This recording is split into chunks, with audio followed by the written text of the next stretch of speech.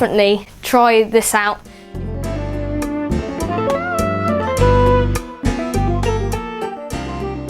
Welcome back to a new Mike's Bakes video, where today I'm going to be showing you how to do something a bit particular. Today we're going to be making apple juice. Now you're going to need some kit for this if you're going to do this. So all the stuff will be linked below. You can go and get that, it's all on Amazon. We're going to be making apple juice with an apple press and an apple crusher. We're going to get making, and quite a lot of apples today. I harvested them all this morning, so I'm very excited. We're going to cut these apples into the quarters that we need.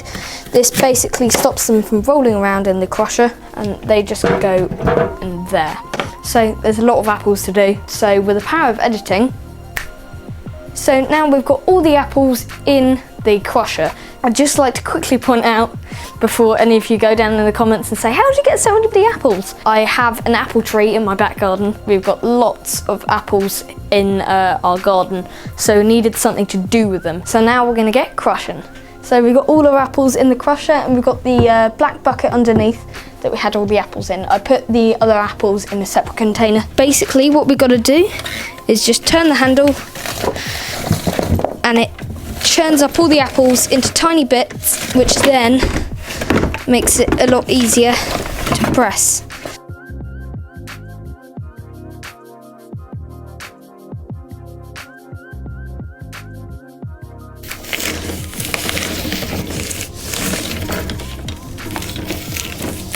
Oh yeah. Alright then, we're on the floor again, and this is the press. You might have seen it in the previous video, and we're gonna put some apples in it and get pressing. So first, put these lads in. So what we're doing is we're just scooping. I'm using a ladle, but you can use any type of big spoon. It's best to use a spoon because if you pour it, it can go all over the place. So this is my preferred technique. So now we're going to put the blocks on. The first, circular plates on. So this is the main bit that pushes the apple. The blocks, when I bought this press, I had to make some more blocks. I got my dad to chop up some wood, and managed to get more blocks. Finally, we're going to put our big nut on. Mike, you forgot to put the washer on. So in between those two blocks, you need to put this plastic washer in to stop the paint from rubbing off and going in the juice. Might be able to see, but there's already juice coming out of this. If you go to Sainsbury's, this is not promoted, but if you go to Sainsbury's and get the veg bags, wash them out a bit, you can use them to put over your big jug. So now we're going to put our handle in and get pressing.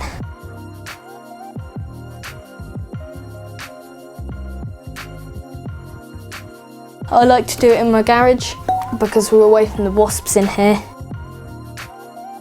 And very close to a litre now. And that is a litre now. I think we better get bottling. So now we're going to get bottling all our juice. So what I'm going to do is I'm going to pop that funnel on top. I'm going to take the bag off of our lovely juice. Pull it out slowly, carefully. What I'm going to do is just pour this lovely liquid into the bowl. We've got a lovely whole bottle of juice. Put the cap on, and then that will last for about 2 to 3 days in the fridge. If you leave it any longer, it can ferment.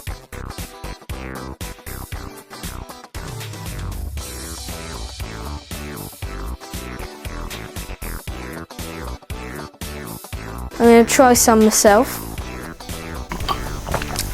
Delicious, sweet and lovely.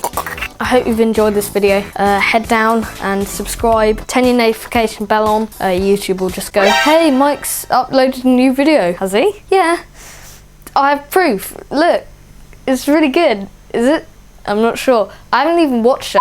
Thank you for watching this video. If you're interested by this and you have an apple tree in your back garden and you don't know what to do with the apples and you have nothing to resort to, you've made so many apple crumbles and it's just got to the point where no, I can't deal with this anymore. No. Who has so many apples that they can't deal with it?